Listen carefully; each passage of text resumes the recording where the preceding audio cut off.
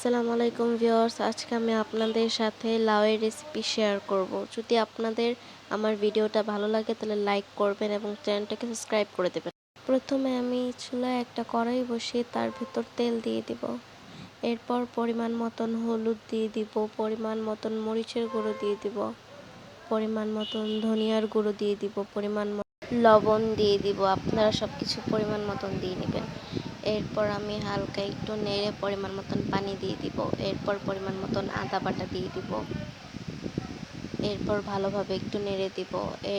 এরপর আগে থেকে কেটে রাখা লাউয়ের পিসগুলো দিয়ে দিব। দিয়ে ঢাকনা দিয়ে 10 মিনিটের জন্য রেখে দেব।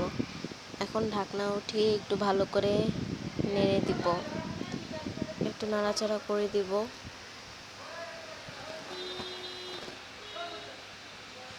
এখন টমেটো দিয়ে দিব, পরিমাণ মতন একটু পানি দিয়ে দিব।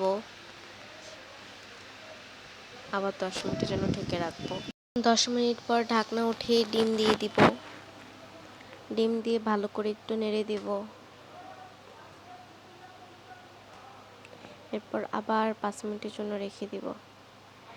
এখন আগে থেকে ভেজে রাখা পেঁয়াজগুলো দিয়ে দিব। দিয়ে একটু ভালো করে নেড়ে নেব।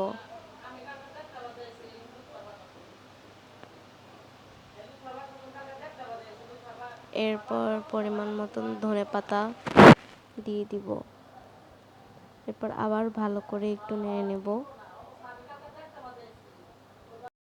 আমার রেসিপিটা তৈরি হয়ে গেছে। যদি আপনাদের আমার এই লাউয়ের রেসিপিটা ভালো লাগে তাহলে ভিডিওটাকে লাইক করবেন, শেয়ার করবেন এবং চ্যানেলটাকে সাবস্ক্রাইব করে দেবেন।